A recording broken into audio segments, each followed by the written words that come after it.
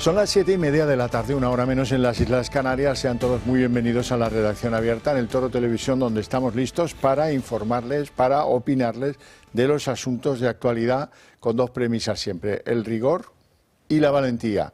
Y siempre en un entorno de libertades, porque aquí lo fundamental es la libertad. Bueno, hoy ya saben que uno de los grandes temas de actualidad del día ha sido la declaración del hermano de Pedro Sánchez, que se hace llamar David Azagra, que fue contratado por la Diputación de Badajoz y que hoy por primera vez se sentaba ante su señoría a responder preguntas y a explicar. Él dice que nada ha sido ilegal en lo suyo. ¿Quién mejor lo va a saber que don Luis María Pardo, abogado y presidente de Justicia Europea, que estabas ahí en la declaración en Badajoz? Estaba allí y ahora estoy aquí. Sí. Sí. Hemos estado... Porque no has venido en tren. No, bueno, si hubieras venido en tren estarías todavía... Ya que no se puede, el ir en coche te dificulta trabajar y lo del tren a Extremadura es una auténtica vergüenza. Por eso lo digo. Y han sido 2 jornadas maratonianas absolutamente, de muchísimas horas de declaraciones, muchísimos testigos e investigados que han ido arrojando luz, por decirlo de alguna manera, sobre este procedimiento que ya inició hace casi un año, ¿no?, contra el hermano del presidente del gobierno, David Sánchez. La contratación por parte de la Diputación de Badajoz. Se ha dicho hasta ahora que esa se dilató, esperaron a que Pedro Sánchez fuera secretario general del PSOE para dar el ok, para firmar los papeles. ¿Hasta qué punto se puede mantener que eso fue para favorecer al hermano del presidente? Yo lo que destacaría y lo que haría una valoración global de que ha sido todo muy confuso. Muy confuso. Es más, hemos salido de la sala los 2 días, la mayoría de los letrados, no te diría confundidos, pero sí confusos ante lo que se estaba declarando.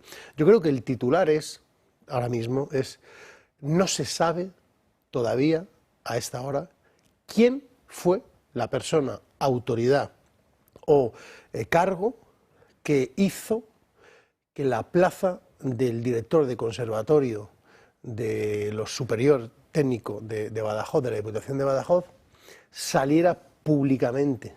Eso no, por ningún lado queda acreditado. Y esto genera sospecha de por qué no hay nadie que se haga responsable de decir: yo, en mi cargo, decidí que se sacase esa plaza. Eso es un punto crucial, ¿no?, de nuestra valoración. Y aparte de eso, de los testigos que han venido y de todos los investigados, ¿no?, como ha salido ya en los medios de comunicación y las declaraciones que han ido efectuando también el abogado de David Sánchez, pues lo que observamos es que ahí hay bastante niebla a este respecto, que es crucial. Es decir, ¿quién es la persona que hace que esa plaza salga, ¿no?, y que luego sea otorgada a David Sánchez, ¿no? Venimos de conocer que alguien con rango en la Diputación ha declarado en el juzgado que este es un puesto que no es imprescindible, o sea, que es un lujo, es un aderezo, si lo quieren mejor así, más educado, ¿verdad?, que no un enchufe. Bueno, en segundo lugar, conocemos que la contratación de David Azagra fue por mucho más dinero que el que estaba realizando las mismas funciones antes de que él llegara. Ahí ha habido. También, no sé si ha quedado claro hoy en su declaración o no, el derecho que tenía a teletrabajar, a ignorar dónde estaba su oficina. Eso vuelve a quedar un poco en la nebulosa, ¿no? ¿Cuántas veces iba? Si estaba, no estaba, dónde estaban los despachos, por qué cuando vuelve de las excedencias los despachos no están, quién está, por qué está. Eso ha quedado todo, o sea, era bastante cansino el tener que escuchar, ¿no?, cómo la mayoría de los testigos en ese sentido, pues bueno, pues por decirlo de alguna manera, no iban respondiendo a las preguntas que se le formulaban. Respecto de lo que has dicho del enchufe, por decirlo así, ¿no?, decir, oye, el enchufe se llamaba Plaza de Libre Designación de Altos Directivos. Entonces, aunque esto sea un enchufe, si lo queremos llamar así, o un presunto enchufe, alguien cogió y dijo: esta plaza se tiene que crear. Pero eso no se sabe, o sea, eso todavía estamos con una investigación muy avanzada y eso no se sabe. Ayer salieron publicados en varios medios de comunicación que hay correos que se han borrado y tampoco se sabe quién los ha borrado. Es decir, tenemos 2 hechos gravísimos. quién crea la plaza y por qué se borran correos durante una franja de investigación de la Unidad Central Operativa de la Guardia Civil, y que, digamos, aquellos que pudieran ser partícipes de esos correos dicen que ellos no han borrado nada. Esto también es un dato importante, ¿no? Respecto de lo que es la plaza a nivel administrativo, pues bueno, la Diputación lo que intenta es escudarse en que ha seguido los procedimientos, etcétera, etcétera, etcétera. Pero yo creo que ahora estamos todavía en una fase inicial donde el 17 de enero van a volver a declarar otros testigos y otros investigados, y a raíz de ahí nosotros desde Justicia Europa, en unión a todas las acusaciones, vamos a pedir que se realicen otras diligencias de investigación precisamente para aclarar quién creó la plaza, el despacho, el famoso despacho, y el cambio, por decirlo de alguna manera, o la transformación de la plaza, de la dirección de los conservatorios, a la Oficina de Artes Escénicas. Oficina de Artes Escénicas, que es, bueno, pues como algo donde cabe absolutamente todo, ¿no? Y creo que es fundamental para el procedimiento y para continuar con la investigación. ¿Has dado alguna explicación de esa cosa que para mí es absolutamente nuclear? ¿Alguien que cobra de lo público en España puede ser residente fiscal en otro país, más beneficioso para los pagos de sus impuestos? Ahí la agencia tributaria, pues lo que ha venido a decir y lo que manifestaron el día de ayer, de que no ven ningún tipo de posible delito que se pueda haber cometido, que más allá de las declaraciones que pueda tener, pues entienden que eso, pues no hay indicios de criminalidad, y se viene, pues si quieres verlo así, tácitamente, a permitir que una persona pueda estar declarando en otro país, en este caso Portugal, aunque tenga un cargo público. Y esto puede abrir un peligroso precedente, ¿no? Pues también los funcionarios de toda Extremadura, Andalucía o incluso Galicia se pueden ir a vivir a Portugal y decir, aplíqueme la doctrina del hermanísimo. Que estaría muy bien que lo hicieran. Sí, sí, sería, ¿no?, divertido. Y hay dudas también respecto de la reglamentación, los reglamentos de la Diputación de Badajoz. O sea, las declaraciones han sido importantes porque han ido esclareciendo diferentes puntos que eran oscuros y que han reforzado que siguen siendo oscuros, ¿no? Pero se ha quedado, digamos, en una parte donde todavía eso es una niebla espesa que no te deja ver y que tiene que ser aclarada en los próximos días. Bueno, es la declaración del imputado, tampoco le íbamos a pedir demasiadas lindezas en estas cosas. Por cierto, me gustaría comentar con usted la cosa del caso de hidrocarburos, que por cierto se llama caso 200 del año 2021. Bueno, aquí lo hemos hablado tú y yo, sí, sí, en principios de diciembre, cuando nadie hablaba de hidrocarburos, sí, sí, sí. Y además a preguntas de esta casa, yo dije que el caso de los casos era hidrocarburos. Claro. Hablamos de una defraudación de IVA cercana a 180 millones de euros, pero en un monto total de 3.000 millones, que se sepa, pero de un procedimiento. O sea, estamos hablando de un procedimiento que es el de ahora de Aldama, pero es que hay otros procedimientos. Por lo menos se saben que hay uno del 2021 y al parecer hay otro. Entonces, ¿qué está pasando ahí en esas instrucciones? ¿A cuánto se eleva la posible defraudación de IVA? ¿Y de dónde venía ese hidrocarburo? O sea, ¿qué ha pasado ahí, no? Creo que va a ser seguramente los próximos 3 meses, cuando se levante el secreto de sumario, algo que creo que lo de David Sánchez va a quedar como un caramelo, vamos. Por cierto, que ahí aparecen ya algunos sospechosos nombres, uno de los que iba en el coche fantástico, el coche de la campaña de primarias de Pedro Sánchez, un señor de Córdoba que, bueno, pues hacía determinados papeles con su hermano en favor, o como tenedores de chalés de estos tenebrosos que tenían tanto Ábalos en Cádiz, en la provincia de Cádiz, como el propio Aldama en Madrid. Bueno, pues mira, ya tenemos en el coche sentados allí a Sánchez, a Koldo, a Ábalos y ahora al chofer. Bueno, nosotros además en el procedimiento que se sigue en la Audiencia Nacional pedimos que viniesen a declarar Carmen Pano y Leonor, precisamente por el tema de hidrocarburos que aparecían en esos informes de la UCO. Y lo pedimos, se nos denegó porque decía que, bueno, como que no era el momento procesal, y nos despertamos un lunes, justo el día que presentábamos un recurso de apelación, con que estaban detenidas en el procedimiento de hidrocarburos.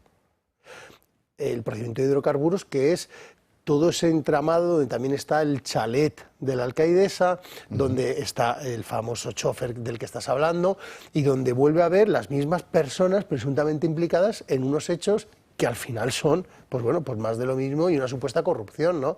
Claro, las mascarillas, el caso de un puesto en la Diputación de Badajoz, que son sangrantes y que son gravísimos en una democracia, porque eso es corrupción, resulta, o supuesta corrupción, resulta que un fraude de 3.000 millones de euros, o vete tú a saber el qué puede haber ahí, eso se convierte en la causa de las causas.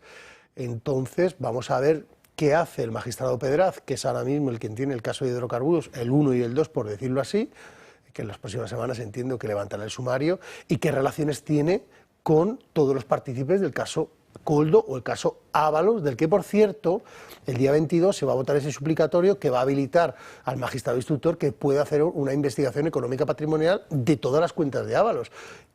Y lo han acelerado. Con una revocación del recurso que presentó, que es casi una carta a propósito, ¿no?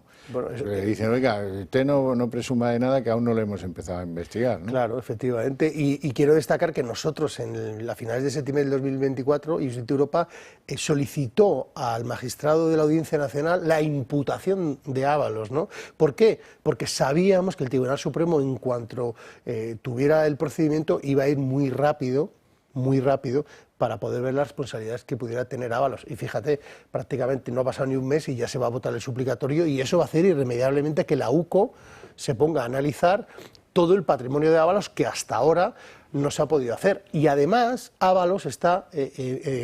yo creo que él está nervioso en el sentido de estar presentando recursos de nulidad, de súplica, etcétera, etcétera, porque ve cómo se ve abocado irremediablemente al abandono del Partido Socialista, y váyase usted a saber lo que va a pasar en ese procedimiento. Sí, lo que pasa es que el abandono del Partido Socialista, que hasta ahora es evidente, ¿no? Es decir, bueno, pues le han expulsado, por poner un ejemplo, y han puesto cortafuegos todos los que han podido, pero puede llevar otro tipo de promesas. Bueno, pues no te preocupes que en fin, tendrás indulto, tendrás amnistía, lo llevaremos al Constitucional, lo que haga falta. Yo no tengo tranquilo, no sufra. Ninguna duda.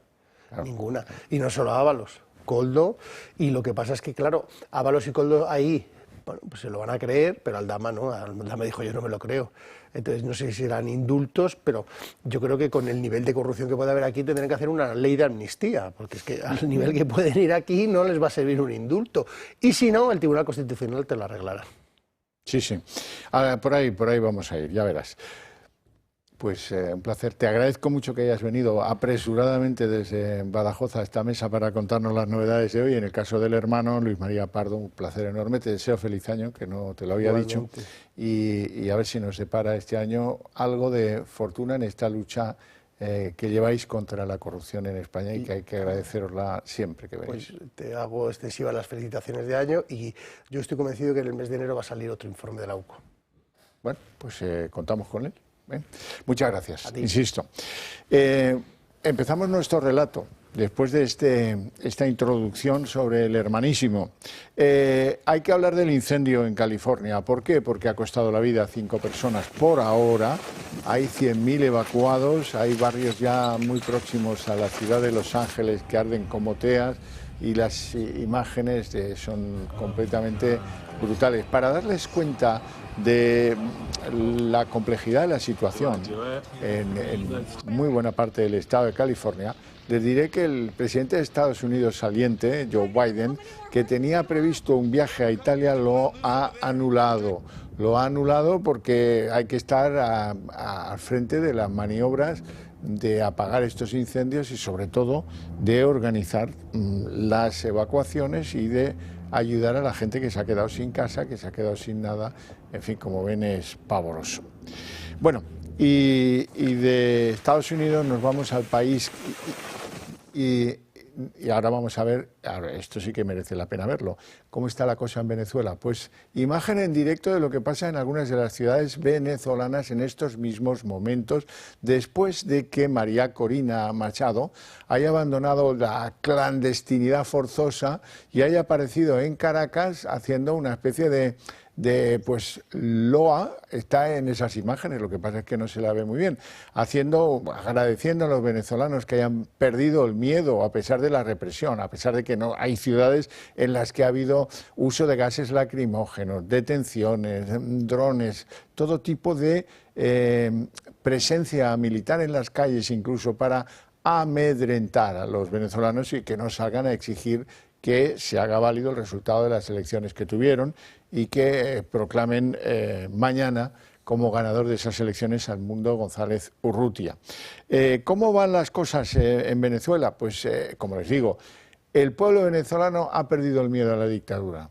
Hay un montón de ciudades, un montón de ellas en las que hay mucha gente en las calles reclamando lo mismo, que se acepte el resultado de las urnas.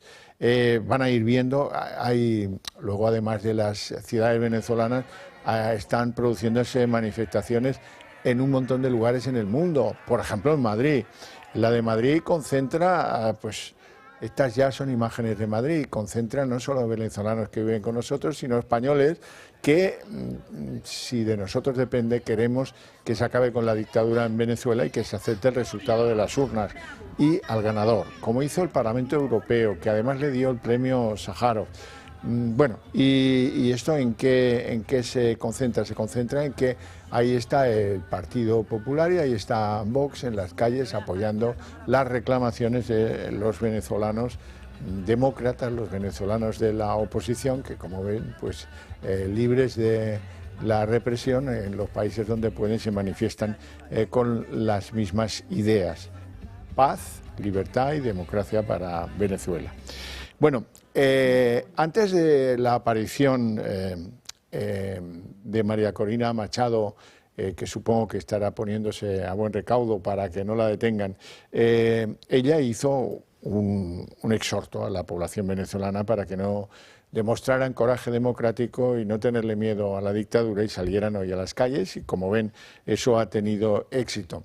También hizo un llamado desde Santo Domingo el ganador de las elecciones, el Mundo González Urrutia.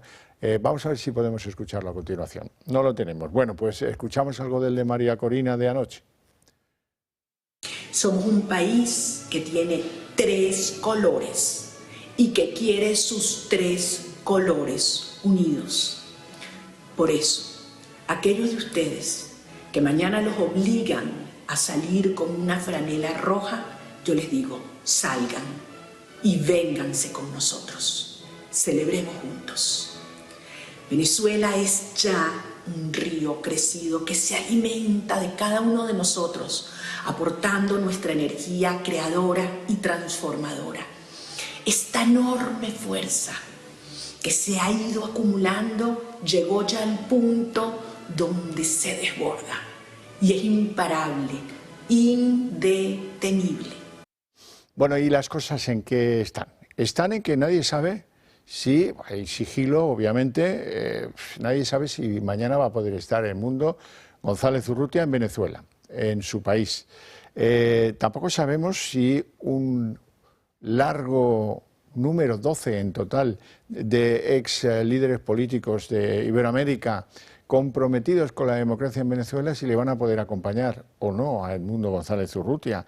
Ahí hay varios muy conocidos, antiguos dirigentes políticos, pues, por ejemplo, Pastrana, Andrés Pastrana de Colombia, los mexicanos Felipe Calderón o Vicente Fox y muchos otros, Estos están a disposición. Si el mundo va, ellos quieren ir con él. Lo que pasa es que ahí está la amenaza del régimen de Maduro. Si el avión trata de llegar al espacio aéreo venezolano, puede ser derribado. La amenaza ha ido increciendo. En principio serán arrestados los que pongan el pie aquí, los que se atrevan a hollar el suelo bolivariano, decía Rodríguez, el hermano de Delcy. Luego la amenaza se ha ido multiplicando. Si el avión sobrevuela el espacio venezolano, va a ser pues tratado como un avión enemigo que trata de invadir este país. Y eso, pues en términos militares, significa lo que significa. Tenemos algún eco, por ejemplo, de Gustavo Petro, que es uno de los que ha sorprendido en su cambio de posición, que también está dispuesto a ir a Venezuela, como veréis en algún momento de esta perorata mía sobre lo que está pasando allí, que están pasando muchísimas cosas.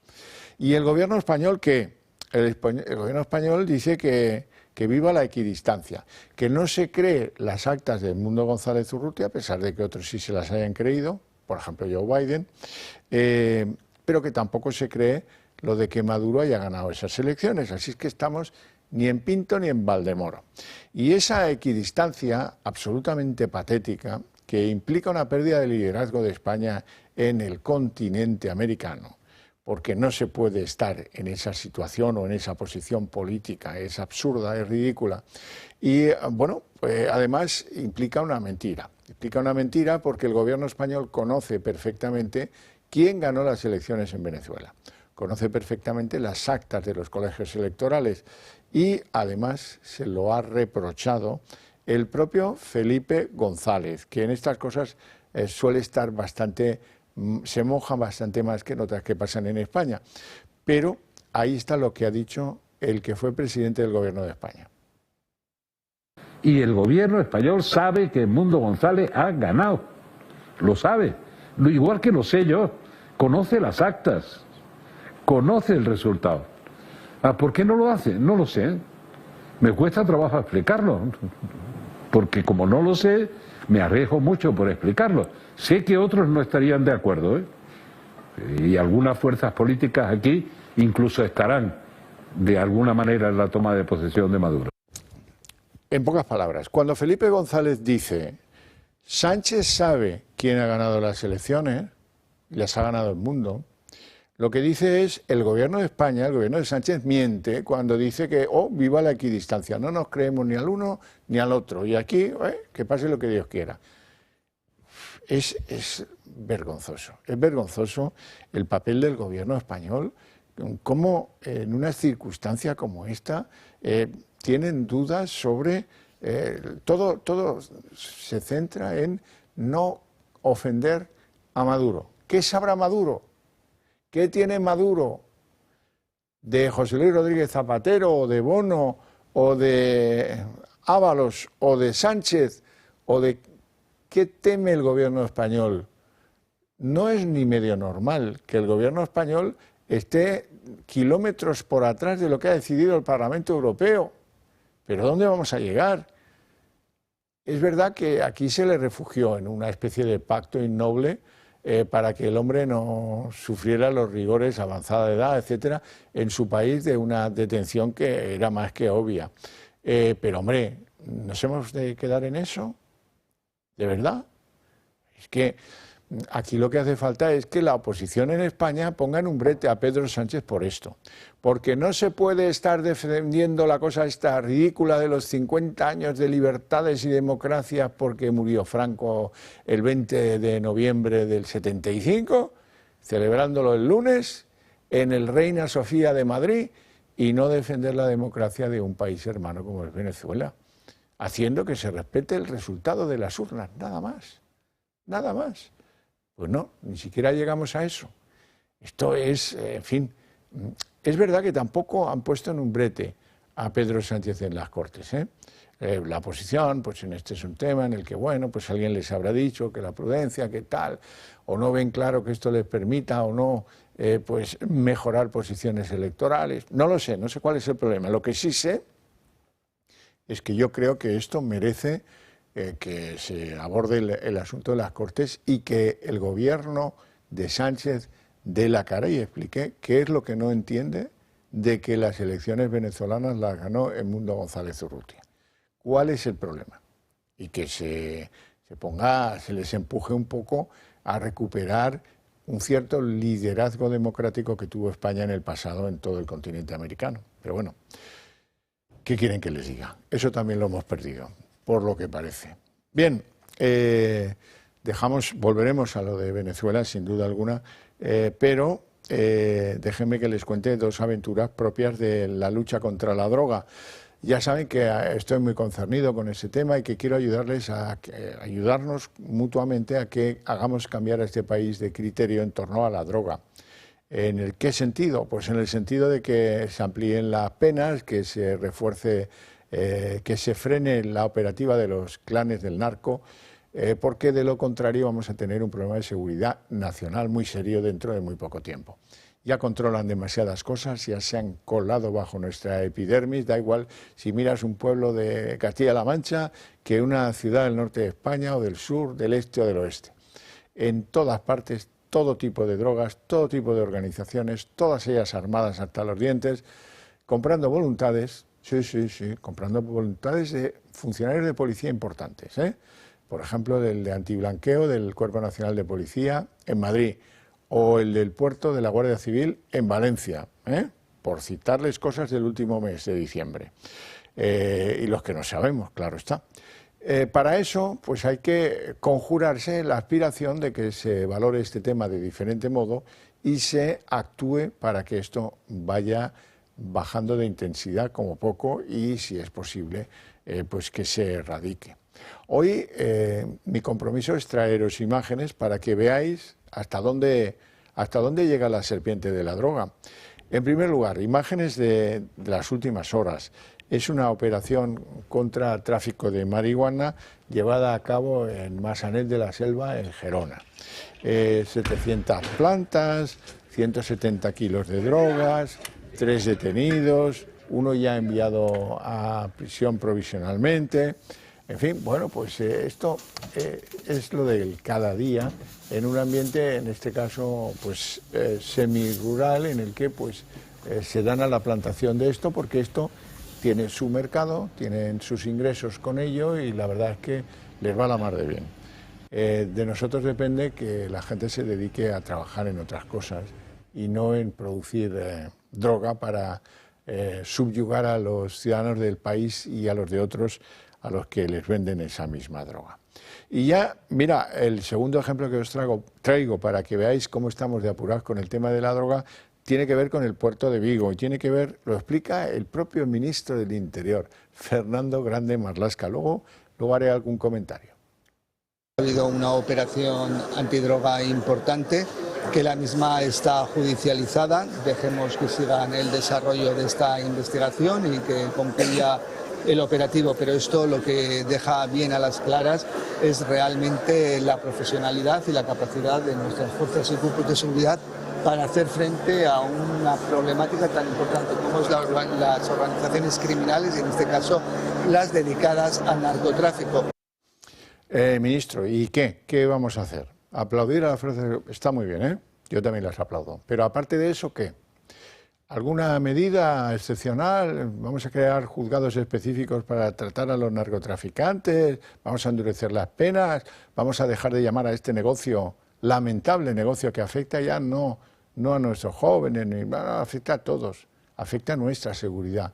¿Vamos a tomar algún rango distintivo, distinto? ¿Le vamos a seguir llamando a esto delitos contra la salud? Y que produce hilaridad, ¿eh? Bueno, pues nada, si no será con Marlaska, será con el que venga. Espero que venga otro pronto y empiece a corregir el rumbo en esta materia, porque de lo contrario no pasará muchos años hasta que haya una especie de estado como Sinaloa en México, estado donde pierdan el control las fuerzas de seguridad, las fuerzas judiciales, se pierda el control. Aquí estamos cerquita de ello. Vamos a ir a publicidad y a la vuelta abriremos la mesa de análisis político.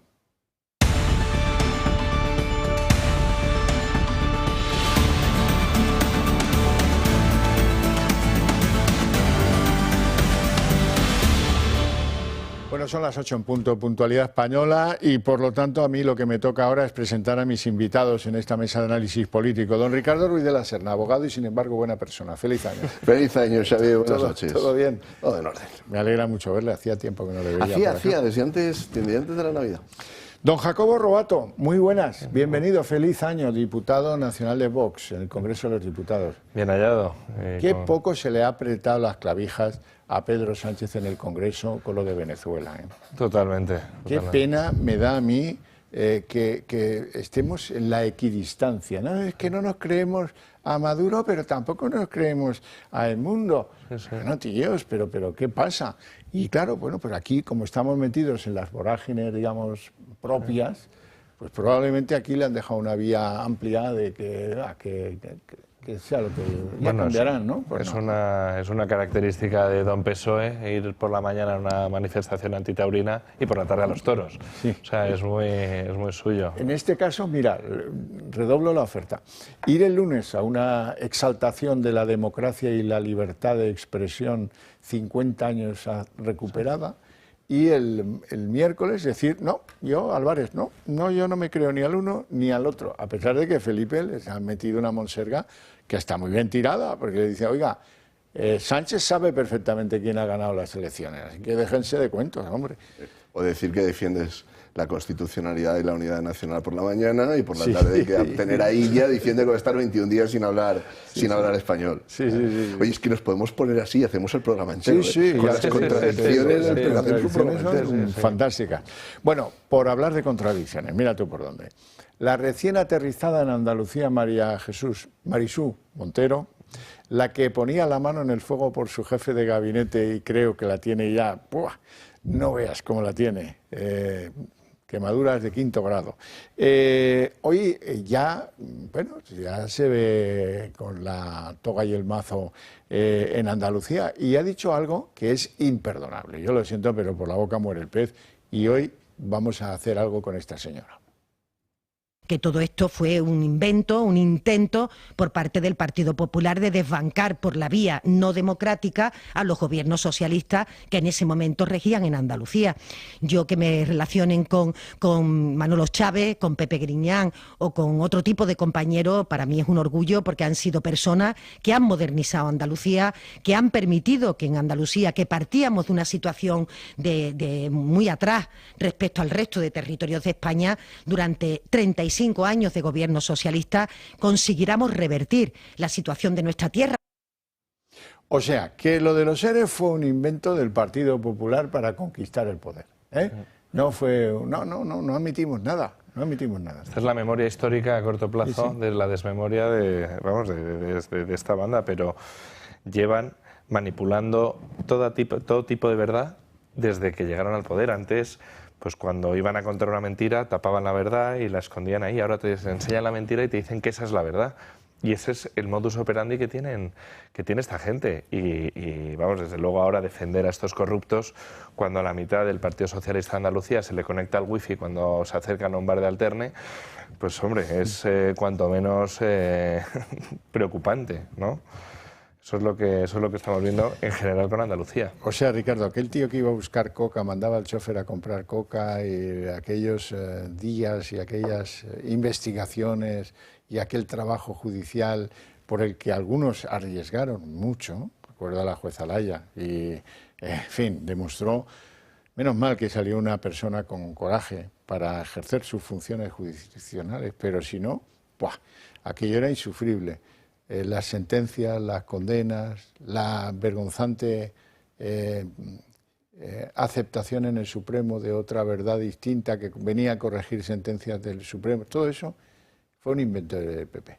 Es más, fue parte de una conspiración para quitar, y dice, por vías no democráticas. Creo yo, de todas maneras, Xavi, que hay que hacer siempre una diferencia. Con esto, salvando las distancias, ¿vale? Pasa algo parecido a lo que pasó con los GAL. Es decir, había una versión establecida en el proceso a partir de las pruebas que se pueden utilizar en un proceso, ¿vale? Y hay que recordar que en España las pruebas judiciales son pruebas tasadas, o sea, tú tienes documentos, testigos, peritos, etc. Y luego está la verdad de lo que realmente sucedió, que a menudo la establecen los historiadores. Y cuando se cuente la historia de la corrupción en Andalucía desde inicios del régimen constitucional o del sistema constitucional, porque la corrupción en Andalucía no es algo novedoso, no es algo que comenzó con los últimos gobiernos socialistas, sino que habría que remontarse muy atrás, probablemente la historia será muy distinta de la que está contando Montero. No necesito el trabajo de los historiadores, aunque estoy dispuesto a leerlo, pero no lo necesito. La pregunta es la de los viejos romanos, cui prodest, ¿eh? ¿Había tíos del PP mamándola en ERES, en empresas en las que jamás trabajaron? No, solo había gente de la familia socialista y de la familia de UGT. Pero mira, algunos quizás de comisiones, pero no había nadie de otros partidos políticos, ¿eh? Esto es curioso. Había gente que había perdido la plaza política en elecciones democráticas y que había sido refugiada en martingalas como los ERES, porque son de la misma zona de Sevilla, de la Sierra de Cazorla, igual que yo, mire usted, o son amigos de Gaspar Zarrías. ¿Te acuerdas de Gaspar Zarrías, no? Bueno, claro, a ver, es que al final esto es la desmemoria de la historia reciente de España. Pero mira, Xavi, tienes razón cuando te planteas la pregunta romana, ¿no? De a quién aprovecha. Pero creo que hay dos preguntas más que los historiadores se tendrán que plantear. Una es cómo fue posible. Es decir, cómo fallaron o cómo se hizo que fallasen todos los controles que deberían haber prevenido esto que sucedió. La segunda pregunta es cómo fue posible la impunidad. ¿Qué sucedió para que finalmente estas conductas quedasen impunes? Y podemos entrar en el análisis, en el tecnicismo jurídico, ¿no? De decir, no, hubo un proceso sin garantías porque se consideró o porque la acusación en realidad estaba formulada en unos términos. Pero más allá del tecnicismo jurídico, hay una reflexión sobre lo que ha pasado en la sociedad española. Ha habido una impunidad de las conductas, no solamente lo que podríamos considerar vulgarmente corrupción, sino de la mala gestión pública, del despilfarro, del uso político de los fondos, de esto que tú has descrito, donde están en una lista de los potenciales beneficiarios a cambio de apoyo político, era mucho más rentable que tener derecho. Y esta es la tragedia de la sociedad española. Que la sociedad española era más importante en aquellos años, Xavi, esto, y tú has conocido esto en Cataluña también, Xavi. Sí. Tener relaciones políticas con las personas adecuadas en el gobierno autonómico o en el gobierno local que tener derecho. Es verdad. Pero, oye, Juan Lanzas, el de que tenía dinero para pasar una vaca. Para pasar una vaca decía su madre. Ese no era del PP. Estamos de acuerdo. Los del caso, hay 1000 casos que afectan al PP, pero en el de los seres que se diga esto, a mí me parece que es absolutamente de traca. No estoy dispuesto a aceptar que María Jesús Montero nos quiera vender lo que no ha sido. Lo que no ha sido. Si lo hubiera sido, pues no tengo ningún inconveniente en reconocerlo. Pero esto fue un invento del Partido Socialista para beneficiarse de la forma más sórdida, mangoneando, arruinando la vida, por ejemplo, del interventor de la Junta de Andalucía. Usted decía, ¿cómo es posible que 150 cartas y notas había enviado? No hagan esto, que este es un dinero sacro, el dinero de la regulación de empleo de los desempleados andaluces. Huelgas, cantinas, bares, putas. Sí, y de todo. Luego además lo han pretendido justificar, que yo lo he escuchado en diferentes parlamentos, diciendo que ellos no se llevaron nada, justificando así el robo de 680 millones de euros hasta el momento, que esa es la condena, pero luego hay mucho más detrás y mucha más corrupción detrás, justificándolo como si fueran una especie de Robin Hoods y que esto lo hacen por los ciudadanos y por el bien de Andalucía y demás. Le hemos escuchado a ella cómo decía esto, que ella primero se apropia de la palabra democracia, que esto lo llevamos escuchando mucho tiempo. Él va en contra de la democracia. Oiga, aquellos que encerraron inconstitucionalmente a todos los españoles, aquellos que no pusieron un comité de expertos o estuvieron aludiendo a un comité de expertos cuando luego se demostró que era mentira.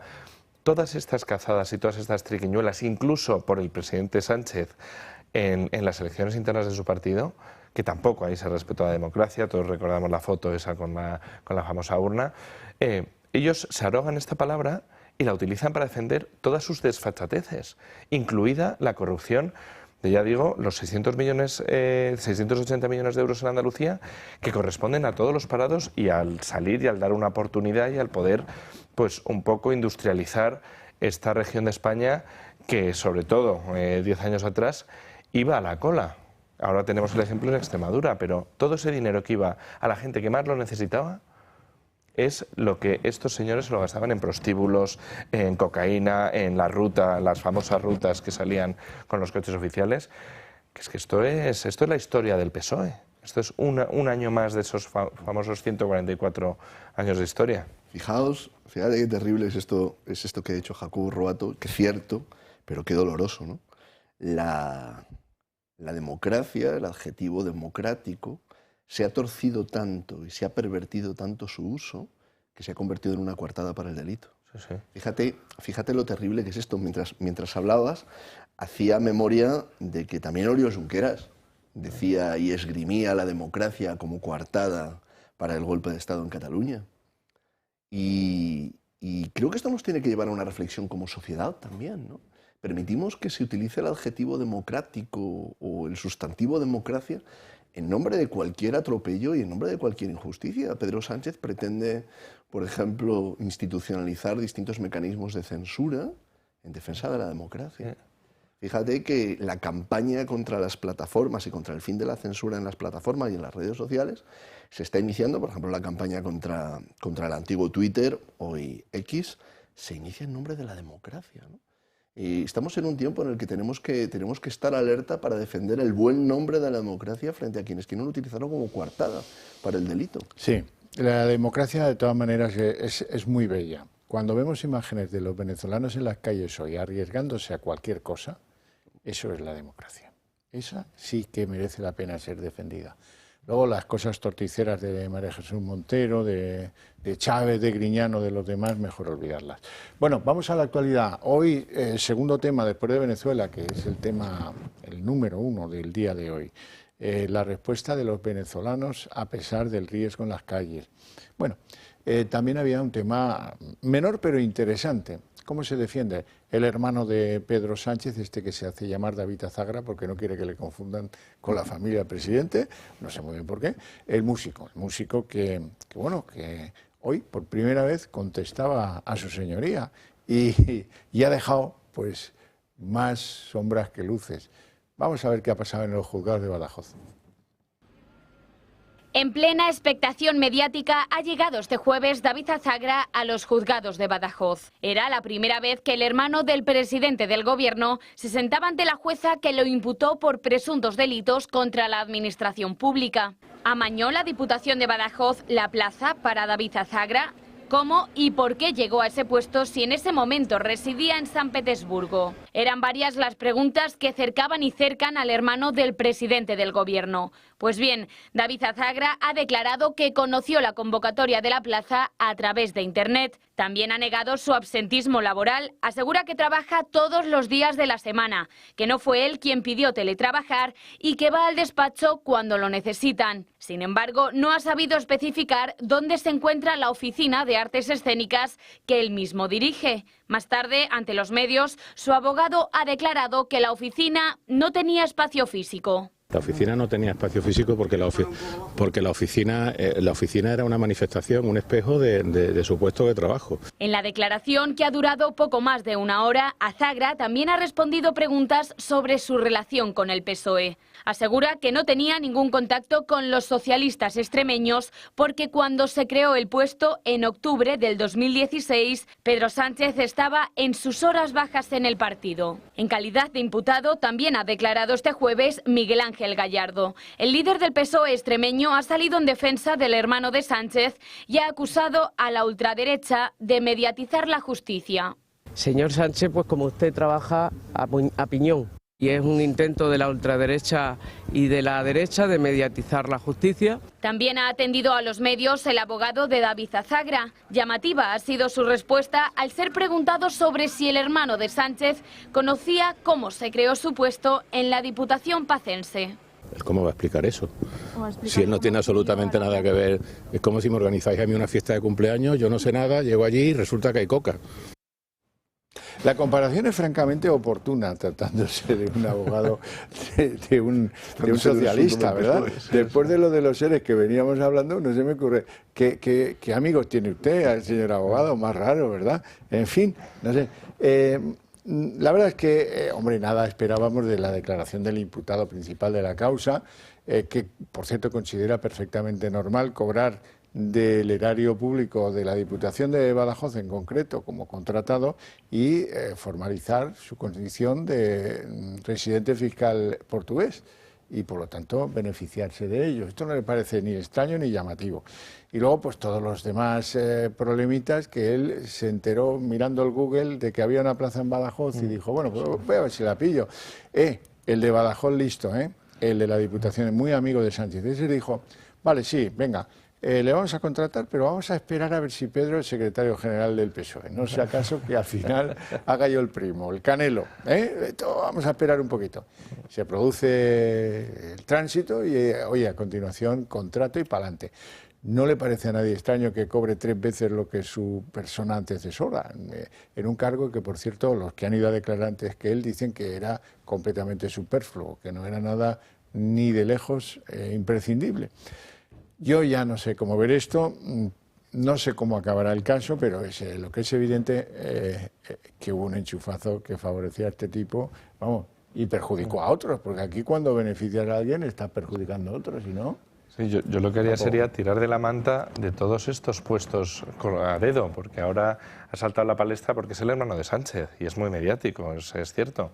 Pero anda que no habrá primos, amigos, etcétera, etcétera, que sí hemos visto como un señor que era portero de un prostíbulo, en donde probablemente iba a celebrar el cumpleaños este abogado que veíamos antes, acaba siendo hombre de confianza del presidente del gobierno. Entonces, en este ascensor social del socialismo vemos todo tipo de posibilidades, cómo saltan puestos a dedo que cuestan un dineral al erario público, porque vemos que el sueldo de este señor, que es músico, o todavía no, igual no es músico, yo también le pondría una flauta delante a ver si sabe tocar algo, porque la sarta de mentiras que estamos conociendo es como lo que decíamos antes, vienen con una mentira y te intentan convencer de que es verdad.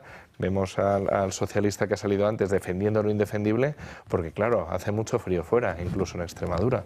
Entonces estos son los casos que vamos viendo día tras día y el problema es que no hay hartazgo por parte de la ciudadanía, que se ve a cuentagotas este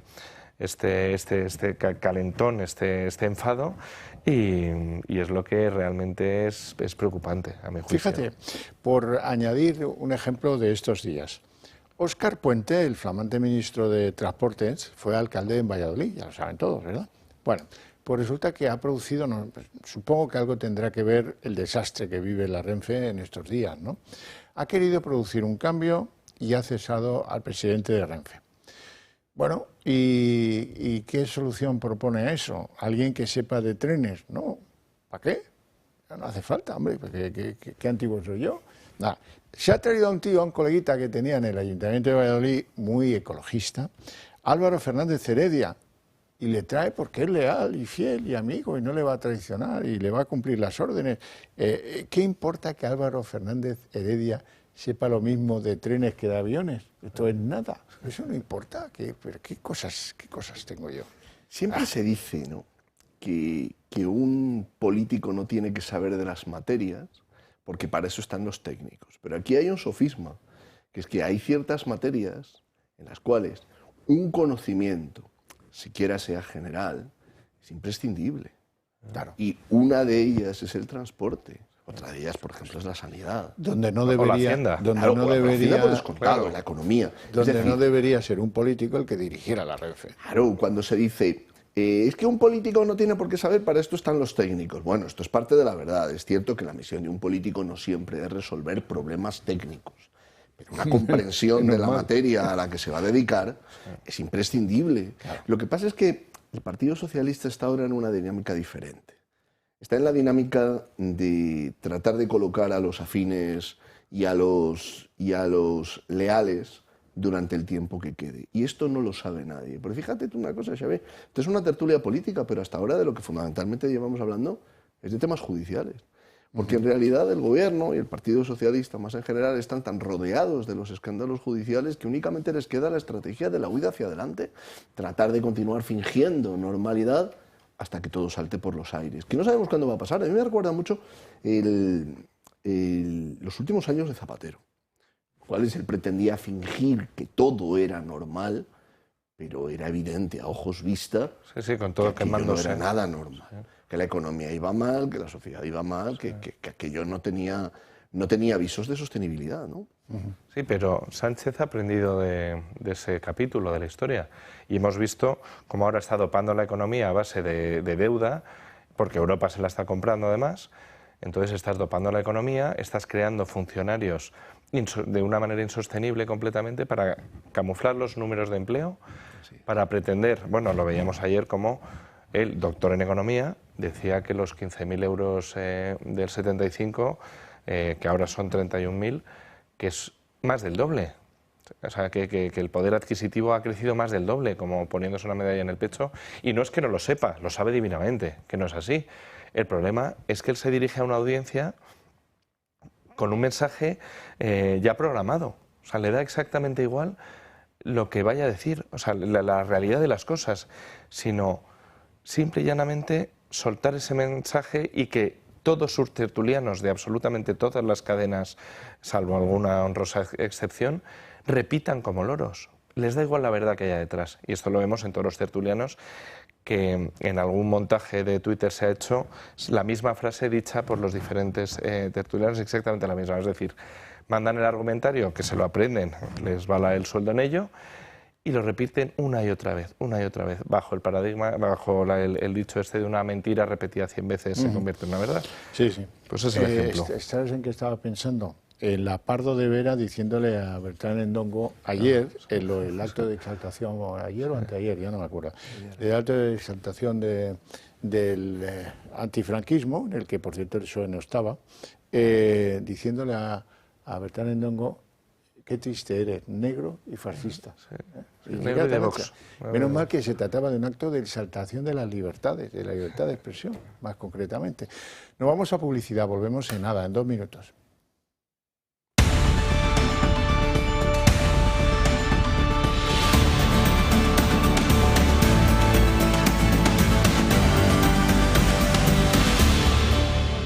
Vamos a continuar el camino del Calvario, la corrupción del partido de Pedro Sánchez. Aldama y algunas novedades. Resulta que han empezado a apreciar, esto es importante porque a lo mejor tiene repercusiones en la trayectoria judicial que vaya a tener Ábalos en el futuro, que se siente abandonado, insultado por el PSOE, pero que no se atreve a tirar de nada porque a la larga pues igual necesita un indulto, una conexión magnífica con el Constitucional, cualquier cosa de estas, ¿no?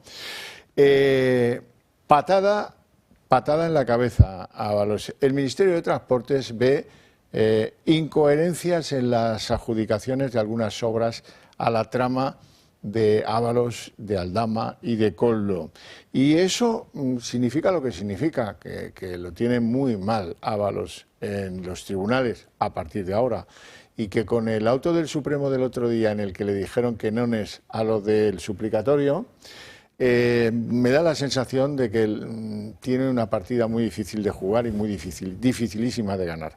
Además, resulta que ese jefe de gabinete que tiene Marisú Montero, ese que dice que ella pone la mano en el fuego por él, pues producía citas con directores generales de la agencia tributaria para negociar asuntillos de las empresas de la trama. Oye, que debemos 2 millones a Hacienda, no te preocupes, que yo te organizo una reunión y veis a ver cómo lo arregláis. Y de ahí parece que proviene este sobre con dinero en efectivo que le entregaron en una cafetería. Hombre, como tú has sido tan majo que me has organizado estas reuniones y tal, pues aquí tienes un detalle. Vamos a verlo. María Jesús Montero ha puesto en innumerables ocasiones la mano en el fuego por su jefe de gabinete, Carlos Moreno. Este jueves hemos conocido que el propio Moreno organizó una cita entre el comisionista de la trama Koldo, Víctor de Aldama, y la número 3 de la agencia tributaria en aquel momento, Consuelo Sánchez García. Una reunión que tenía como objetivo aplazar una deuda de casi 2 millones de euros que Pilot Real Estate, sociedad de Víctor de Aldama, tenía con Hacienda. Tras más de un año de negociaciones se logró el aplazamiento, por lo que Koldo García instó a Aldama a que tuviera un detalle con Carlos Moreno. El jefe de gabinete de María Jesús Montero recibió un detalle de 25.000 euros en una cafetería cercana al Ministerio de Hacienda. Así lo relata Víctor de Aldama. Por otro lado, también seguimos conociendo novedades de la trama que amañaba adjudicaciones de obras públicas. Transportes considera sospechosa y llamativa la adjudicación de una obra en la autovía A12 del Camino de Santiago que costó 70 millones de euros. Obra por la que recibieron comisiones Víctor de Aldama, José Luis Ábalos y Koldo García.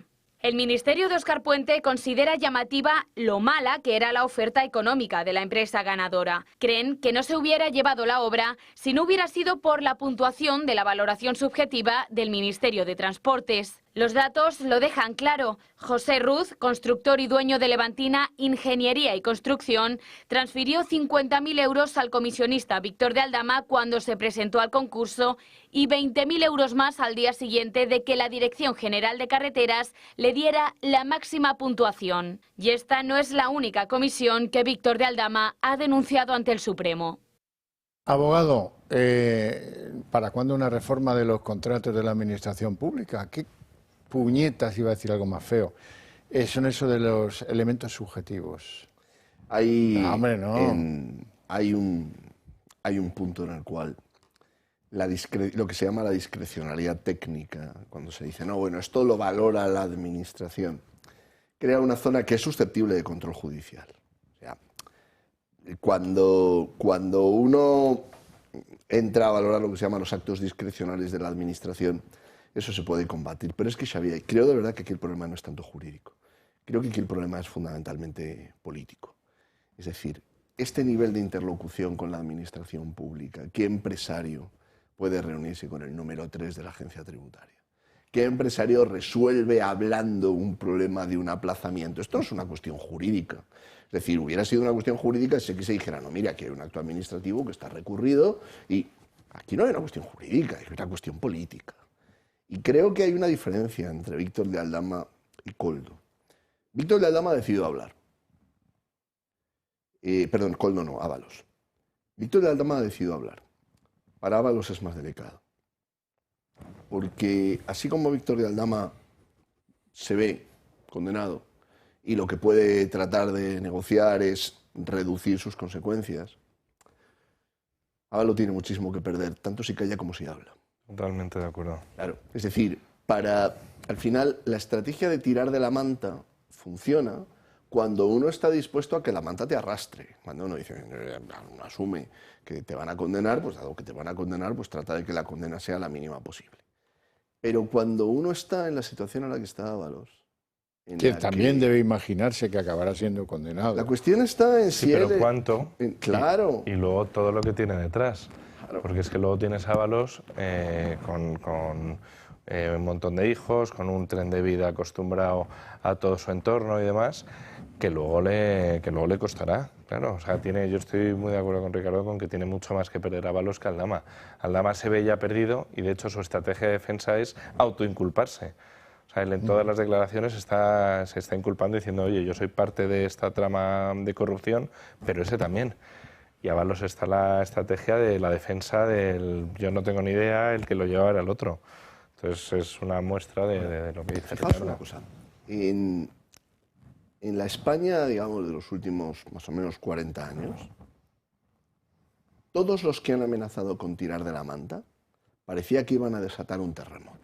Luis Soldán tiró de la manta, la cuenta Soleado y la cuenta Falciani, etcétera, tiró de la manta, esto va a ser el fin en Cataluña, el caso Pujol, esto va a ser... No, pero acuérdese de Filesa, que fue el tirar de la manta del contable, ¿eh? Total.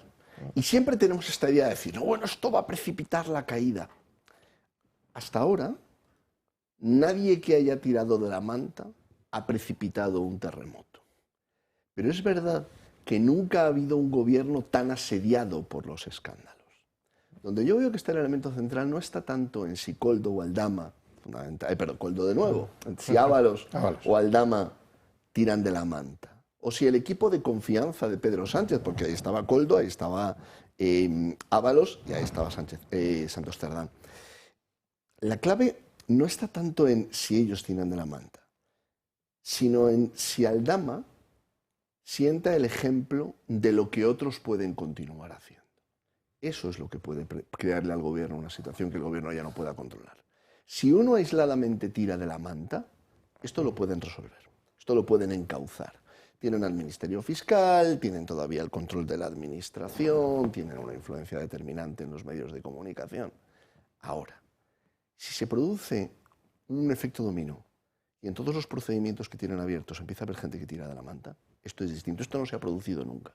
Porque en todos los casos que hemos visto de escándalos de corrupción, había una manta de la que tirar. El caso Roldán, Filesa, etc. Ahora no es un caso, ahora es una lluvia de casos. Es un asedio. Es una lluvia en la que hay una señora que se llama Carmen Pano que dice, sí, yo soy la que llevó las 2 bolsas con pasta a la sede central de Ferraz del PSOE. Yo. Esto forma parte de ese caso que todavía está en secreto de los hidrocarburos que maneja Santiago Pedraz. Veremos a ver si llegamos algún día a ver luz en algo que está en el cajón del juzgado de la Audiencia Nacional desde el año 21. Yo no digo más. Bueno, vamos a otro caso de corrupción. Si os apetece, venga, vamos con el fiscal. La política es en realidad tribunales. Vamos con el fiscal general del Estado, que esto lleva botas, como dicen los jugadores de cartas. Lleva botas, lo de tal. Hoy, Miguel Ángel Rodríguez Mar, para los amigos, iba a la COPE a despachar sobre lo que él considera que se ha vulnerado en el papel del fiscal general del Estado. Alberto González Amador nunca se ha declarado culpable de nada. Nunca lo ha hecho. Es más, está en disposición de recurrir a la justicia si quiere. Es indecente lo que está haciendo el fiscal general del Estado. Primero, es evidente que la documentación primera que publica el diario.es a las 6 de la mañana del día 12, por tanto, como mínimo esa documentación la tenían el día 11, sale de la Fiscalía. ¿Por qué digo esto? Porque solo hay 2 partes que tienen el expediente. 1, la Fiscalía. 2, el abogado de Alberto. Me consta que el abogado no lo ha dado. Solo queda una parte que tiene el expediente y que, por tanto, lo ha tenido que dar. Claro, lo explica con gran efectividad. Permítame que interrumpa esto del fiscal general del Estado, porque agentes chavistas han interceptado a tiros la comitiva que trasladaba a María Corina Machado por no sé qué vericuetos de Caracas rumbo a un lugar protegido en el que continuar su acción política. O sea que al final estamos en lo peor, en que pueda haber ahí un baño de sangre. Ya veremos cómo acaba. Por recuperar, si se puede, lo del fiscal general del Estado, valga lo siguiente para aclararles algo que no está en duda, pero que hay que ver con qué entusiasmo se hace. ¿Sigue el Gobierno amparando la figura de Álvaro García Ortiz, el fiscal general del Estado? ¿Ha bajado en intensidad? Valórenlo ustedes mismos. Hoy hablaba del fiscal general Óscar Puente. Es una cierta sorpresa, ¿no? Aunque fuera un secreto a voces, no un secreto a mantener, que el jefe de gabinete de una presidenta de una comunidad autónoma intervenga en asuntos de un particular, porque este era un asunto de un particular al parecer, ¿no? Yo creo que es evidente que al fiscal general del Estado se le está persiguiendo injustamente. No creo que haya bajado de intensidad, ¿no? El comentario es pertinente, porque es verdad que, bueno, pues Miguel Ángel Rodríguez distribuyó la verdad que le proponía el abogado del pareja de su jefa a través de medios que tiene por ser jefe de gabinete de Ayuso. Pero bueno, en la España de hoy eso es bastante irrelevante, si me dejáis opinar, ¿no? Aquí todo el mundo hace lo que no debe. ¿O no es, creo que un tal Pedro Sánchez que se va en Falcon a ver un concierto de rock con las hijas a Benidorm al poco de llegar a la Moncloa? Yo lo tengo entendido así, no lo ha desmentido nunca y han pasado algunos años ya de eso. Fiscal general del Estado, lo insólito, lo completamente impresentable es que no se hayan pronunciado sobre la conveniencia de separar a este tío de sus funciones en tanto se aclara lo suyo, porque llegaremos al absurdo de que le va a interrogar una fiscal que está bajo sus órdenes. Pero si es que Pedro Sánchez está en una táctica de tierra quemada con todas las instituciones. El Ministerio Fiscal, la Abogacía del Estado, la Agencia Tributaria, toma la institución que quieras. Y no solo del Estado. Sí, la corrompe. De las comunidades autónomas. Es decir, la característica de estos años de Pedro Sánchez, cuando volvamos la vista atrás, va a ser la voladura de todas las instituciones que el sistema constitucional había creado. Toma la que quieras, la que quieras. Defensor del Pueblo, el Tribunal Constitucional, la que quieras.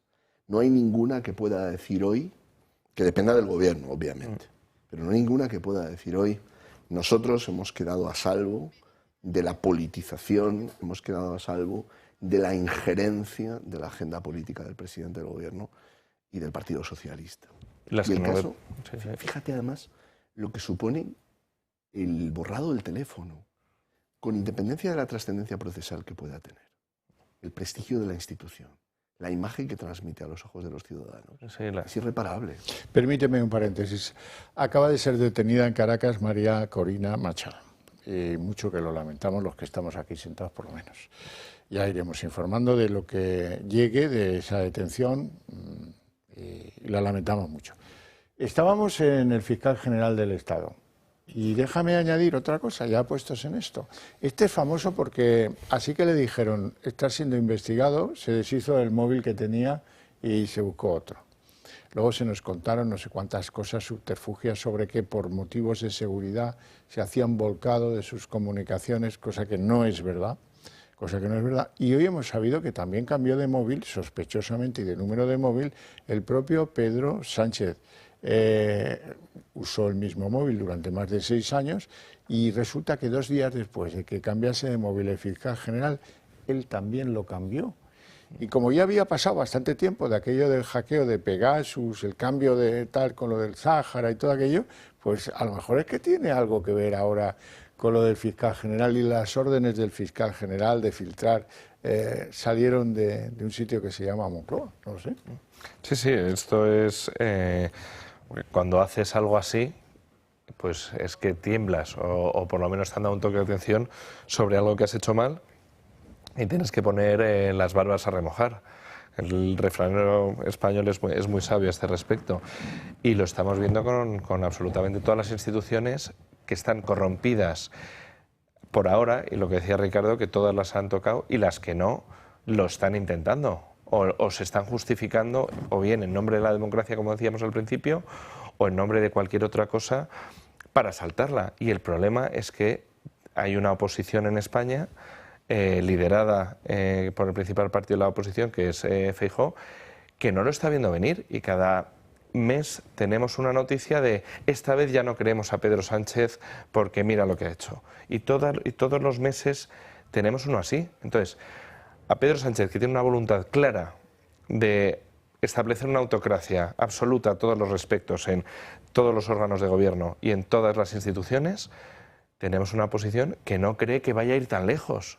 Y cada semana y cada mes se supera. Es, como decía Ricardo antes, que lo ha descrito muy bien, pero yo le añado además la sensación de un animal herido, de un jabalí rodeado ya, con un disparo del cazador y escuchando a los perros. Entonces está diciendo, o estáis conmigo a todo su entorno, o os defenestro, o mirad todo mi alrededor, mirad dónde han acabado los que no me han apoyado. Desde Susana Díaz, que la tiene ahí riéndose de ella, los Ábalos, todos sus jefes de gabinete, etcétera, etcétera. Entonces hay un miedo interno dentro de las filas socialistas, temiendo por Pedro Sánchez, pero luego yo creo que hay otro, que es otro de los resortes en los que hay algo de esperanza, que haya una especie de quinta columna dentro que esté preparando el cambio a una alternativa que vaya a sustituir a Pedro Sánchez. Entonces están ahí con todos esos miedos, es con los que se ve Pedro Sánchez y que es lo que nos da pues un poco de esperanza a los que estamos en la oposición, dejándonos la piel de verdad a que esto cambie, y también a despertar en el Partido Popular ese hasta aquí hemos llegado, que no termina de llegar. Valía con que hubieras dicho despertar al Partido Popular. Bueno, perdón por la broma. En el Partido Popular deberían preocuparse de... Bueno, yo creo que Ayuso, con sus errores y sus problemas, sus defectos, se ha equivocado en varias cosas en este largo asunto ya de su pareja. Por ejemplo, en haberle defendido, no tenía por qué. Ella podía haberse quedado en que no parece correcto que se viole la información particular de un contribuyente y no entrar en si lo hizo todo bien o no lo hizo todo bien. Pero bueno, eso es, asesores tiene la señora Ayuso, vaya, sí tiene. Pero lo que está debajo de todo esto es la mala fe de los ministros del gobierno Sánchez contra Ayuso siempre. Es el caso de Bolaños, que está en esto muy impertinente. Es que ella vive a cuerpo de rey. Ella vive a cuerpo, les molesta que no sea una presidenta de provincias, que haga viajes a Corea. Todas estas cosas les deben poner de los nervios. Vamos a escuchar a Bolaños.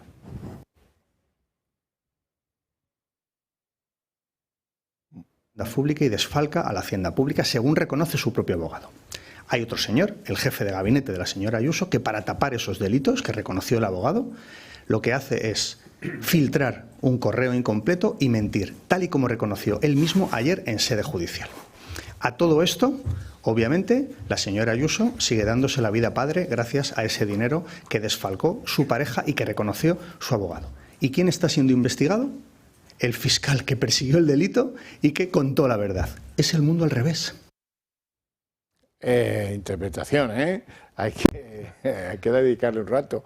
Y Ayuso se defiende. Anda, que le cuesta. Lo importante ahora es saber los siguientes pasos, cómo se ha orquestado esta operación de Estado contra mí, simplemente pues para hacer daño, para intentar, yo creo, situar a la política en una situación insostenible en la que todos somos iguales, el gobierno necesita como mínimo empatar, embarrar. Llevo así 5 años soportando al gobierno en una estrategia que me parece tan sumamente absurda que solo puede obedecer algo, a una explicación, y es que Sánchez está implicado directamente detrás de todo ello. ¿Algún comentario? A ver, es cierto que hay una clave que a menudo se olvida. Pedro Sánchez está dispuesto a todo. A todo. Y es cierto que quizá en otra época no hubiéramos pensado en este tipo de operaciones, aunque a mí no se me olvida la destrucción que se intentó contra el juez Marino Barbero. Los más jóvenes de nuestros espectadores no lo habrán conocido, pero no es la primera vez que se trata de acabar con alguien utilizando este tipo de técnicas, de destruirlo en los medios de comunicación. Lo que pasa es que creo también que hay cierta ingenuidad, antes hablabais de Alberto Núñez Feijóo, hay cierta ingenuidad en pensar que Pedro Sánchez no va a ser capaz de algo. Pedro Sánchez es capaz de todo. Totalmente. Es capaz de todo y creo que hay que introducir esto en el debate público. Es decir, está en la Moncloa alguien capaz de todo. Y mientras tengamos esta idea, que es, digamos, patológicamente ingenua, de que hay una línea que no van a cruzar, hay un límite que no van a transgredir, hay algo que no van a estar dispuestos a hacer, vamos a continuar llevándonos estos sobresaltos. Creo que hay que aceptar que Pedro Sánchez, al igual, por cierto, que José Luis Rodríguez Zapatero, es capaz de cualquier cosa. Yo recuerdo cuando cuando José Luis Rodríguez Zapatero llega a la Moncloa y empieza la política de memoria y la destrucción del archivo, el troceamiento del archivo de Salamanca, plan ideológico nacional. En aquellos primeros años siempre había la idea de decir, no, hombre, tan lejos no van a llegar, esto lo dice para el consumo de su audiencia, pero no se van a atrever a esto. Y se atrevió a todo lo que se quiso atrever. Y creo que Pedro Sánchez está dispuesto a lo mismo. Y creo que en esto Isabel Díaz Ayuso está apuntando a algo en lo que dice verdad. Cuando dice hay una acción, hay una operación para destruir políticamente a una persona. Y creo que están dispuestos a esto y a todo lo que sea necesario. Es totalmente, es un aviso a navegantes lo que está mandando a través de Bolaños. Y lo manda todas las semanas en el Congreso. O sea, su perro de ataque, su perro de presa es Bolaños. Y lo manda continuamente a todo aquel que se sale un poco del tiesto o que les supone un problema y les muestra la patita diciendo, mira hasta dónde estamos dispuestos a llegar. Y es lo que están haciendo sin duda con la señora Ayuso. Y luego lo de que Pedro Sánchez es una persona sin escrúpulos es algo ya consabido y consagrado. El problema es que hay algunos que todavía no se enteran. Pero es alguien que está dispuesto, efectivamente, como decías tú, que está dispuesto a todo y está jugando con otras reglas del juego. O sea, él está...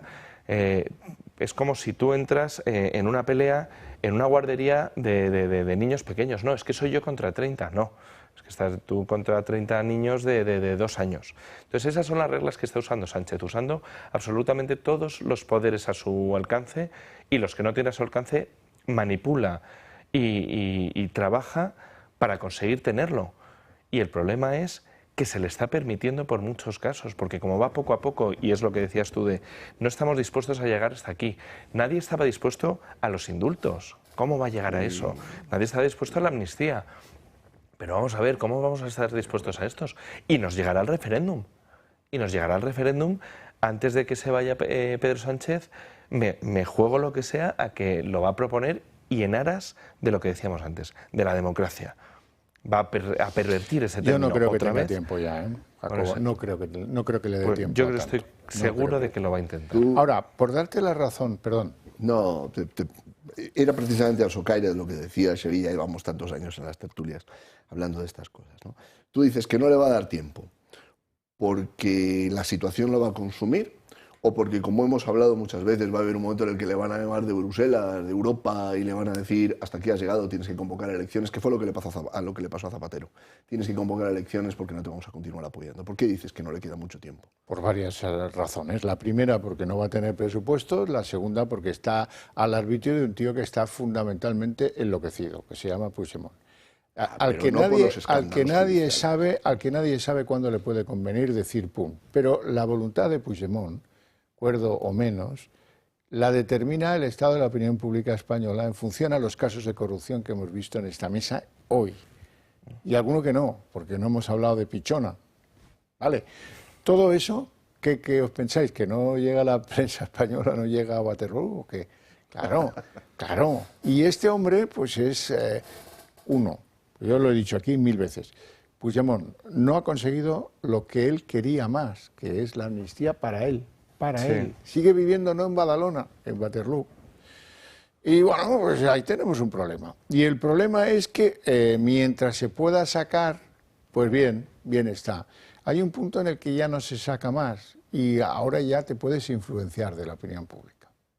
Y si hay una condena en alguno de estos casos o hay una petición de pena, pues alguien va a tener la tentación de decir, sobre todo, fijaros en una cosa, Puigdemont, la única carta política que le queda en la mano es decir, los de Esquerra son muy amigos de este tío, del corrupto. Nosotros no. Nosotros sí, bueno, pero cosas que la amnistía, porque nos convenía a todos y tal, pero lo justo, ¿eh? Lo justo, ¿eh? Y ahí sí que, si esos 7 se avienen a otra cosa, los 7 diputados de Puigdemont, pues el futuro de Pedro Sánchez es muy incierto. Es más, yo esta lectura de la motosierra, mandando a Marisú a Sevilla y al otro a no sé dónde, y los que le quedan por que los está colocando. Los está colocando precisamente por haber sido leales. Les está dando una salida. Es un mensaje al resto de la camarilla, de si os portáis bien, vais a vivir bien. Claro, pero eso a mí me da la sensación que se hace cuando uno sabe que va a convocar en mayo. ¿Sabes? Dice, bueno, mira, búscate la vida por aquí, búscate la vida por allá, tú me has servido bien, has sido leal, pues te quedas el condado de Soria, ¿no? Bueno, pues esto. Pero bueno, oye, también me puedo equivocar, lógicamente. En lo que no me voy a equivocar es en que Feijóo ha ido a Valencia hoy, a la zona de la Dana, y por hacerte a ti un seguimiento específico de lo que decías, hemos visto a Carlos Mazón pedir perdón por haberse creído a los socialistas en los primeros compases de la Dana, cosa que sentó como una patada a muchos de la calle Génova del Partido Popular, pero que bueno, luego tal, no sé qué. Bien. Agradeció también, perdona, a Sánchez cuando apareció ahí, que yo creo que fue cuando Sánchez sacó el cuchillo y dijo, aquí la has preparado. Él, Carlos Mazón, en cuanto ocurre toda la desgracia y Sánchez va a Utiel, le agradece la presencia rápida del presidente del gobierno. Sí. Y en ese momento es cuando Pedro Sánchez dice, la has cagado, la chaval, la eres cagado. mío. Sí. Eres nuevo en esto. Vamos con Mazón.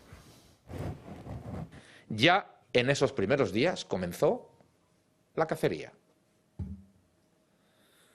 Hoy, compañeras y compañeros, os quiero confesar que de buena fe me equivoqué. Hemos visto publicidad pagada por el Partido Socialista en redes sociales desde el principio, para difundir bulos e insultos contra mi persona y contra todos nosotros. Hemos asistido a 2 mociones de censura infames en Requena y en Chiva, municipios afectados directamente por esta riada. Hemos visto su principal conclusión claramente y escrita ante esta tragedia. Es nuestro momento. En fin. ¿Qué creía que era? ¿Qué esperaba? Pedro Sánchez. No ha dado suficientes pruebas de trilerismo, traiciones y todo. Si es que hasta los de Junts saben cómo juega. Si hasta... ¿Cómo se llamaba el presidente de Esquerra Republicana? Oriol Junqueras. Joder, se me acaba de ir el nombre. Quim Torra. Si es que hasta Quim Torra se reía de él, dice, pero ¿cómo nos vamos a creer a alguien tan mentiroso? O sea, si hasta Quim Torra, que no era el lápiz más afilado del estuche, se da cuenta de lo mentiroso que es Pedro Sánchez, ¿de quién es culpa? ¿De Mazón de no creerle? Es que él tiene una sobredosis de escuchar demasiado a Cuca Gamarra. Pero claro, es que hay una... Con los partidos políticos pasa que hay unas dinámicas que se crean y en el Partido Popular tienen esta idea de que no, de que en realidad no va a pasar. A ver, Pedro Sánchez es peligrosísimo.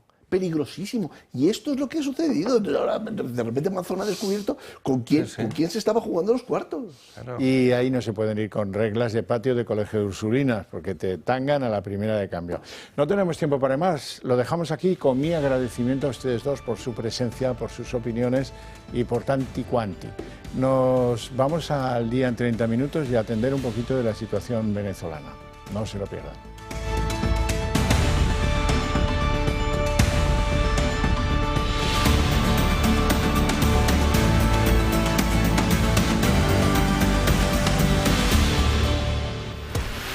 El día en 30 minutos, todo se centra en Venezuela, vive horas definitivas.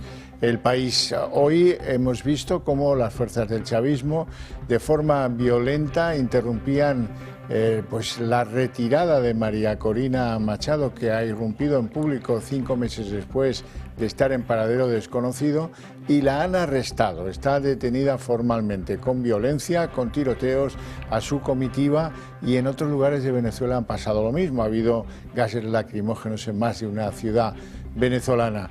Las manifestaciones se conjugan, por un lado, las de la oposición, que ha demostrado no tener miedo, ser valiente y que con coraje democrático quiere que Edmundo González Urrutia sea su presidente, y las del chavismo, que quieren defender que el Nicolás Maduro mañana repita como presidente venezolano a toda costa. Unas y otras las cosas se han extendido no solo en territorio venezolano, sino por medio mundo. Sí, esas protestas a favor de la libertad han tenido lugar en varias ciudades de todo el mundo: Buenos Aires, Bruselas, Nueva York, aquí en España, en Barcelona y, cómo no, en Madrid. Allí hemos visto a cientos de venezolanos pidiendo libertad y, sobre todo, insistiendo en que Nicolás Maduro debe irse. Varios opositores que han estado durante muchos años viviendo la represión en primera mano han insistido mucho en esta idea. En esa manifestación hemos visto a varios representantes del Partido Popular y de Vox: Santiago Abascal, Isabel Díaz Ayuso, Alberto Núñez Feijóo, y también a los expresidentes Aznar y al expresidente Rajoy. Todos ellos han insistido en criticar la equidistancia del gobierno. Y precisamente hace unas horas el propio expresidente socialista Felipe González insistía en esta idea. Aseguraba que no se explica la equidistancia de Pedro Sánchez cuando él es consciente de que Edmundo González es el presidente legítimo de Venezuela. Y el gobierno español sabe que Edmundo González ha ganado. Lo sabe. Igual que lo sé yo. Conoce las actas. Conoce el resultado. ¿Por qué no lo hace? No lo sé. Me cuesta trabajo explicarlo. Porque como no lo sé, me arriesgo mucho por explicarlo. Sé que otros no estarían de acuerdo, ¿eh? Y algunas fuerzas políticas aquí incluso estarán de alguna manera en la toma de posesión de Maduro. A pesar de las amenazas de arresto, si Edmundo y sus apoyos internacionales ingresan en el espacio aéreo venezolano, hay una docena de expresidentes de diferentes países iberoamericanos dispuestos a ir con él a Venezuela, entre ellos Andrés Pastrana, el colombiano, o los mexicanos Vicente Fox o Felipe Calderón. Todos quieren acompañar a González Urrutia a Venezuela para que tome posesión como vencedor de las elecciones. Y el propio Edmundo González ha estado muy pendiente de todas las manifestaciones, ha alentado a todas aquellas personas que pudieran en el día de hoy a salir a manifestarse, ha estado también muy pendiente de María Corina Machado y lo ha hecho desde República Dominicana, desde Santo Domingo, que es la última parada de esa gira por Latinoamérica, que previsiblemente, según ha indicado y ha confirmado él mismo en el día de hoy, le va a llevar mañana a Caracas, a esa toma de posesión de Nicolás Maduro. Lo hemos visto por muchos países en los últimos días, Estados Unidos, también por Argentina, y esta, como decíamos, era su última parada. Aquí en España, muy pendientes de esa manifestación en la Puerta del Sol, en la que, como les decíamos al inicio, han estado presentes líderes de la oposición, pero ningún miembro del Ejecutivo. Tanto Santiago Abascal como Alberto Núñez Feijóo han lamentado que ningún líder, ningún miembro del Gobierno haya estado presente y sobre todo han insistido en una idea: que defiendan, que hablen de la muerte de un dictador que ya no está entre nosotros y que, sin embargo, toleren que un dictador vivo siga gobernando una nación hermana como es Venezuela. Bueno, y es que pues no se puede defender sensatamente que la democracia fue exitosa hace 50 años en España y que las libertades han prosperado mucho aquí, sin embargo, negarles el pan y la sal a los vencedores democráticos de las elecciones venezolanas. Recurrir al principio de la equidistancia es mentir. Edmundo González Urrutia ha exhibido las actas que le convirtieron en presidente electo de Venezuela, y no ha sido así el caso de Maduro. Se lo reconoce el Parlamento Europeo, que incluso le dio el premio Sájarov. España ahora apela a esto de la equidistancia, lo que equivale a poner en duda que Edmundo González ganara las elecciones. Hasta Felipe González, como han oído hace poco, ha salido en contra de la posición del sanchismo en esto de la equidistancia respecto de Venezuela. Pero el gobierno de España se escurre haciendo vaticinios del tipo: oiga, no, es que no va a ir a la toma de posesión. Bueno, pues esas cábalas no conducen a nada, y hay que decir que tiene un séquito de demócratas bien equilibrados y bien valorados de todo el continente que le apoya y que está dispuesto a ir con Edmundo a Venezuela. Así es que la zona oscura de Venezuela para los gobiernos socialistas españoles, desde tiempo de José Luis Rodríguez Zapatero y ahora con Pedro Sánchez, exige de nuestra oposición que se pongan duros y que le pongan a Álvarez y a Sánchez las peras al cuarto, porque lo que no puede ser es que esto pase sin daño para el gobierno de España, que España pierda capacidad de liderazgo futuro en aquel continente americano por culpa de no haber sabido estar con quien ha ganado las elecciones y por lo tanto estar con quien las ha perdido y con quien ha detenido ahora a María Corina Machado. Pues eso sí que es una vergüenza inaceptable. Y así lo han expresado los líderes de la oposición aquí en España, tanto Alberto Núñez Feijóo como Santiago Abascal, que, como decíamos antes, han intervenido desde esa manifestación en la Puerta del Sol. Vamos a ver si les podemos escuchar. El verdadero compromiso con la democracia se demuestra frente a los dictadores vivos, y por eso estamos aquí, para demostrar: frente a los dictadores vivos está España. No hay ningún miembro del gobierno de España aquí. Rechazamos el silencio ante el régimen de terror que está recrudeciéndose en las últimas horas en Venezuela, y repudiamos la probada complicidad de los aliados y del gobierno de España. El usurpador debe caer, por las buenas o por las malas, cuanto antes, para que el presidente electo de Venezuela pueda iniciar una nueva etapa de libertad. Aquí en España hoy ha declarado el hermano de Pedro Sánchez, acusado de varios delitos contra la administración pública. Ha decidido finalmente entrar y salir por el garaje subterráneo de los juzgados y se ha negado a responder a las preguntas de la acusación popular. Asegura que se enteró de su puesto por Google, que trabaja todos los días y que acude cuando se le necesita a la oficina, que por cierto no sabe ubicar. Todo ello después de que ayer una testigo dijese que no ve a David Sánchez desde el coronavirus y otros dos asegurasen que su puesto era prescindible. En plena expectación mediática ha llegado este jueves David Azagra a los juzgados de Badajoz. Era la primera vez que el hermano del presidente del gobierno se sentaba ante la jueza que lo imputó por presuntos delitos contra la administración pública. Amañó la Diputación de Badajoz la plaza para David Azagra.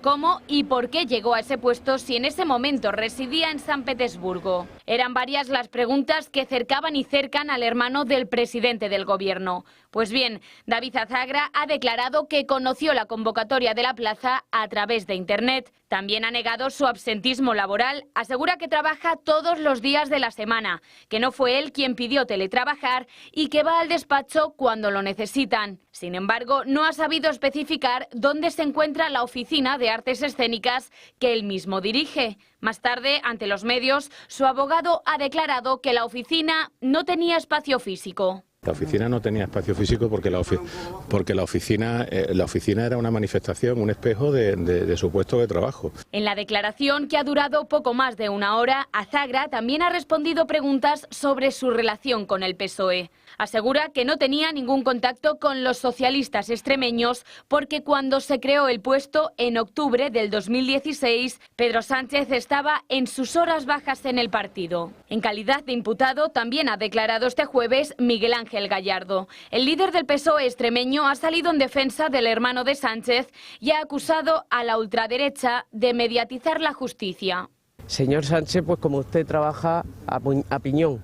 Y es un intento de la ultraderecha y de la derecha de mediatizar la justicia. También ha atendido a los medios el abogado de David Azagra. Llamativa ha sido su respuesta al ser preguntado sobre si el hermano de Sánchez conocía cómo se creó su puesto en la Diputación pacense.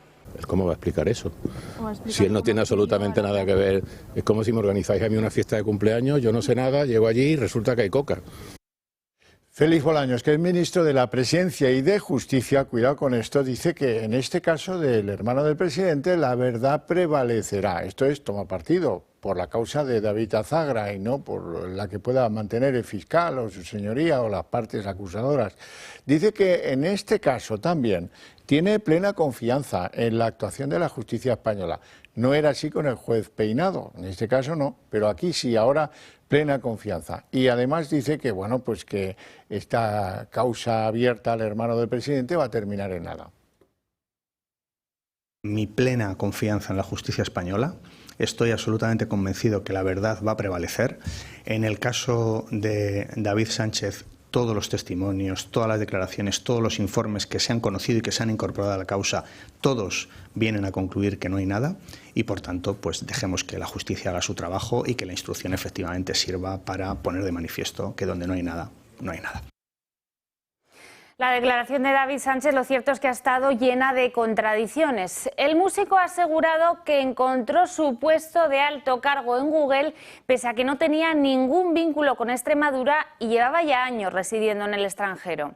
Sobre su contratación, el presidente de la Diputación de Badajoz ha negado irregularidades y se ha desvinculado de Pedro Sánchez, aseverando incluso que apoyó a Susana Díaz en el momento en que la contratación de Azagra se estaba fraguando. Lo cierto es que su puesto se publicó en el BOE, siendo ya Sánchez secretario general del partido. Su hermano sostiene además que trabaja todos los días, pero no sabe ubicar la oficina de artes escénicas que supuestamente dirige. Sobre su situación fiscal, Azagra ha reconocido que sí reside en Portugal y ha reabierto las dudas sobre posibles delitos contra Hacienda. En los 7 años que lleva en la Diputación de Badajoz no se ha abierto ninguna inspección fiscal contra él. Miguel Ángel Rodríguez, el jefe de gabinete de Isabel Díaz Ayuso, dice que no es aceptable el trato insultante de Bolaños hacia Ayuso. Bolaños ha dicho varias veces que vive como una reina, etcétera, etcétera. Y añade Miguel Ángel Rodríguez que el piso de Alberto González Amador es suyo y que cada vez que dicen eso, pues hay una respuesta. La más apropiada según Mar, me gusta la fruta. Bueno, las declaraciones de Bolaños el otro día solo merecen una respuesta. Me gusta la fruta. Ya está bien de que el señor Bolaños crea que puede tratar a la presidenta de la Comunidad de Madrid como la trata. O sea, de ninguna manera es aceptable ese trato, ya no solo despectivo, es que es insultante permanentemente. Y un día más, uno de los ministros más cercanos a Sánchez ha salido en defensa del fiscal general del Estado. Asegura que no sabe cómo Miguel Ángel Rodríguez no ha sido imputado por filtrar correos. Es una cierta sorpresa, ¿no? Aunque fuera un secreto a voces, no un secreto a mantener, que el jefe de gabinete de una presidenta de una comunidad autónoma intervenga en asuntos de un particular, porque este era un asunto de un particular al parecer, ¿no?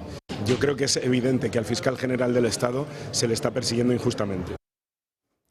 Y en el caso Ábalos, o caso Koldo, o caso Aldama, como prefieran, hay dos asuntos importantes que tienen que conocer. Una, que el sustituto de Ábalos, Óscar Puente, el titular de Transportes, aprecia que en alguna de las adjudicaciones que hizo el Ministerio a la trama, a empresas relacionadas que pagaban a los de la trama, se aprecian incoherencias, se aprecian adjudicaciones extrañas, apelando a objetivos pues no muy claros por parte del Ministerio.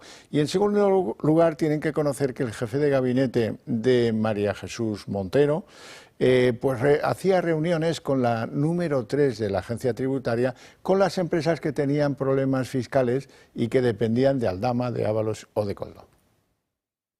María Jesús Montero ha puesto en innumerables ocasiones la mano en el fuego por su jefe de gabinete, Carlos Moreno. Este jueves hemos conocido que el propio Moreno organizó una cita entre el comisionista de la trama Koldo, Víctor de Aldama, y la número 3 de la agencia tributaria en aquel momento, Consuelo Sánchez García. Una reunión que tenía como objetivo aplazar una deuda de casi 2 millones de euros que Pilot Real Estate, sociedad de Víctor de Aldama, tenía con Hacienda. Tras más de un año de negociaciones se logró el aplazamiento, por lo que Koldo García instó a Aldama a que tuviera un detalle con Carlos Moreno. El jefe de gabinete de María Jesús Montero recibió un detalle de 25.000 euros en una cafetería cercana al Ministerio de Hacienda. Así lo relata Víctor de Aldama.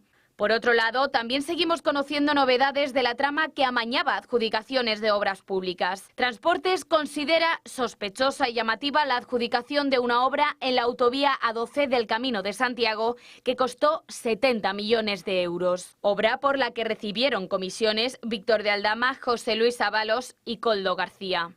El Ministerio de Óscar Puente considera llamativa lo mala que era la oferta económica de la empresa ganadora. Creen que no se hubiera llevado la obra si no hubiera sido por la puntuación de la valoración subjetiva del Ministerio de Transportes. Los datos lo dejan claro. José Ruz, constructor y dueño de Levantina Ingeniería y Construcción, transfirió 50.000 euros al comisionista Víctor de Aldama cuando se presentó al concurso y 20.000 euros más al día siguiente de que la Dirección General de Carreteras le diera la máxima puntuación. Y esta no es la única comisión que Víctor de Aldama ha denunciado ante el Supremo.